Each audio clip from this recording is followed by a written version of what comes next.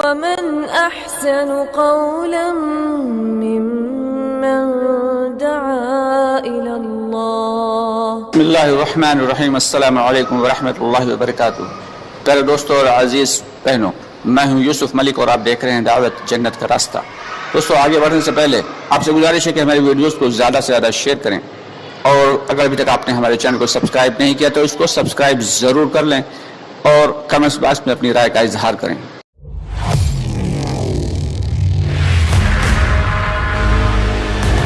اللہ کی جانب سے ملتی ہے. ماں باپ کے دلوں میں محبت ڈالنے والا کون ہے؟ اللہ ہے. بچوں کی دلوں میں محبت ڈالنے والا کون ہے؟ اللہ ہے. چاہے وہ 2 پیروں پہ چلنے والا ہو، چاہے وہ 4 پیروں پہ چلنے والا ہو، چاہے وہ ہوا میں اڑنے والے ہو، چاہے وہ پانی میں تیرنے والے ہو، چاہے وہ گھسٹ کر چلنے والے ہو، سارے جانداروں کو پیدا کرنے والا اللہ ہے. سب سے پہلے تو اللہ کی وحدت، اللہ کی بڑائی اور اللہ کی کبریائی ہمارے دل کے اندر آ جائے.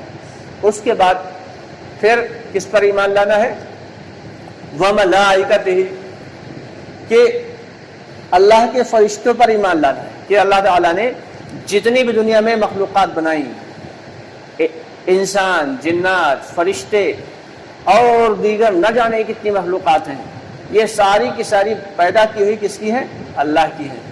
بہت سارے ہمیں جاندار نظر آ جاتے ہیں لیکن ملائکہ نظر نہیں آتے. لیکن ہمارا یقین یہ ہونا چاہیے کہ ملائکہ یعنی فرشتے جو ہیں وہ اللہ کے ہر حکم کو پورا کرتے ہیں. اللہ رب العالمین نے دنیا میں جتنے مخلوقات بنائی ان میں سب سے زیادہ مخلوق کون ہے بھائی؟ فرشتے ہیں. کہ ہر انسان کے اوپر اللہ تعالیٰ نے 20 فرشتے مقرر کر دیے ہیں صرف اس کی جو ہے حفاظت کے لیے، کہ 10 فجر میں آتے ہیں اور عصر میں چلے جاتے ہیں، اور پھر 10 جو ہے وہ عصر میں آتے ہیں اور فجر میں چلے جاتے ہیں. تو 20 فرشتے تو یہ ہو گئے. اور پھر 2 فرشتے کرامن کاتبین صاحب بیٹھے رہتے ہیں ہر وقت کاندھوں پہ، کہ اچھے عمل کرتا ہے بندہ وہ اور برے عمل کرتا ہے وہ لوگ لکھتے رہتے ہیں.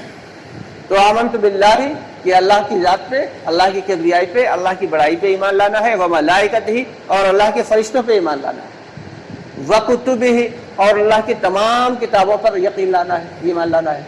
کہ نہ تو ہم نے اللہ کو دیکھا پھر بھی ہمارا یقین اللہ کی ذات سے جڑا ہو، نہ ہمیں فرشتے نظر آ رہے ہیں پھر بھی ہمارا یقین فرشتوں سے جڑا ہو، کہ اللہ تعالیٰ نے فرشتے پیدا کیے ہیں اور ہر کام کے لیے اللہ تعالیٰ نے فرشتے مقرر کیے ہیں. اس پر بھی ہمارا ایمان ہو. وکتبہ، ہم نے وہ کتابیں نہیں دیکھی جو پہلے انبیاء علیہ السلام پہ آئیں، چاہے وہ توریت ہو، چاہے وہ زبور ہو، چاہے وہ انجیل ہو. لیکن ہمارا یقین کیا ہونا چاہیے؟ کہ وہ ساری کتابیں سچی تھیں، ہے نہیں، سچی تھیں. اب بعد میں ان میں پھر بدل ہو گیا. اور قرآن پاک وہ سچا تھا، سچا ہے اور سچا رہے گا. یہ چاروں کتابوں پر ایمان لانا ہے. وَكُتُبِهِ وَرُسُلِهِ، جب ہم نے اپنے رسول کو نہیں دیکھا تو پچھلے رسول کو بھلا کیا دیکھیں گے؟ لیکن ہمارا یقین کیا ہونا چاہیے؟ کہ دنیا میں جتنے بھی اللہ تعالیٰ نے رسول بھیجے سارے کے سارے سچے تھے. ایک تو یہ کہ رسول بھیجے، دوسرے کہ وہ سارے کے سارے سچے تھے. اس کا ہمیں یقین ہونا چاہیے. اسی کا تو نام ایمان ہے، کہ اللہ پر ایمان اور اس کے فرشتوں پر ایمان اور اس کی کتابوں پر ایمان اور اس کے رسولوں پر ایمان. والقدر خیرہ وشرہ، اور اچھی بری تقدیر پر بھی ایمان لانا.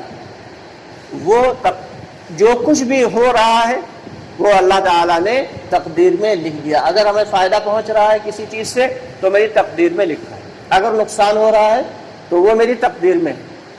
حضرت انس رضی اللہ تعالیٰ فرماتے ہیں کہ جب جو چھوٹے بچے تھے 7-8 سال کے، حضور پاک صلی اللہ علیہ وسلم کی خدمت میں اکثر خدمت انجام دیا کرتے تھے. گھر پہ اگر کوئی غلطی ہو جاتی تھی، کوئی چیز ٹوٹ جاتی تھی یا کوئی نقصان ہوتا تھا تو کوئی دوسرا ان کو ڈانٹنے لگتا تھا تو آپ صلی اللہ علیہ وسلم فوراً منع کر دیتے تھے کہ یہ تو مقدر میں تھا اس چیز کے ٹوٹنے کا، اس کو مت ڈانٹو، یہ تو مقدر میں تھا، ٹوٹنا تھا ٹوٹ گیا.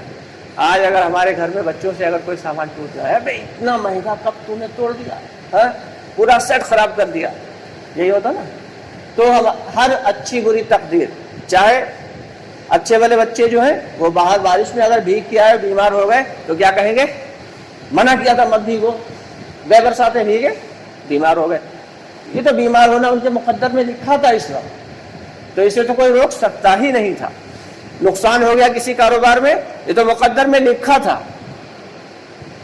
تو جو کچھ بھی ہوا ہے اور جو ہماری زندگی میں ہو رہا جو ہوگا سب کچھ ہماری تقدیر میں، چاہے وہ اچھا ہو رہا ہے یا برا، والقدر خیرہ وشرہ والبعث بعد فی البعث بعد والبعث بعد الموت، یعنی مرنے کے بعد پھر زندہ ہونے پر۔ ایک تو یہ زندگی ہے، اس پر تو ہمیں یقین ہے کہ ہم زندہ ہیں، اس کے بعد مر جانا ہے، حالانکہ موت کو ابھی تک ہم نے دیکھا نہیں ہے، لیکن مرنا ہے، یہ پکی بات ہے، مرنا ہے۔ اچھا مرنا بھی ہے، اس پر بھی یقین ہو، اور مرنے کے بعد پھر زندہ ہونا ہے، اس پر بھی یقین ہونا چاہیے۔ تو یہ وہ باتیں ہیں کہ جن پر ایمان لانا ہم سب کے لیے ضروری ہے۔ اگر ان میں سے کسی ایک چیز پر بھی تھوڑا سا ادھر ادھر ہو گیا ایمان، فرشتے ہاں ہوتے تو ہیں، دکھتے تو ہیں نہیں، اب یہ ایمان ہمارے دل سے، کتابیں ہاں اللہ نے کتابیں پتہ نہیں بھیجی، اچھا بھیجی تھی یا نہیں، بس یہاں ڈلگل ہوا تو دل سے ایمان گیا۔ ہاں اللہ ہے تو، لیکن اللہ تو کرتے ہیں لیکن بندہ بھی تو بہت کچھ کرتا ہے، بس دل کے اندر شرک آ گیا۔ تو یہ وہ چیزیں ہیں کہ جن پر پکا پختہ ایمان ہم سب کا ہونا ہی چاہیے۔ جس دن ہمارا ان چیزوں پہ یقین آ گیا، پکا ایمان ہو گیا، تو سمجھ لو پھر ہم ایمان والے ہو گئے۔ ابھی تک تو ہم کیا ہیں بھائی؟ مسلمان ہیں، اور مسلمان کے اوپر کوئی وعدے اللہ کے نہیں ہیں، سارے کے سارے وعدے اللہ کے ایمان پہ۔ اسی ایمان کو بنانے کی یہ محنت ہے کہ اللہ کی بڑائی، اللہ کی کبریائی، اللہ سے ہونے کو اتنا بولنا ہے کہ ہمارے دل کے اندر اللہ کی ربوبیت، اللہ کی قدرت اور اللہ سے ہونے کا یقین پیدا ہو جائے۔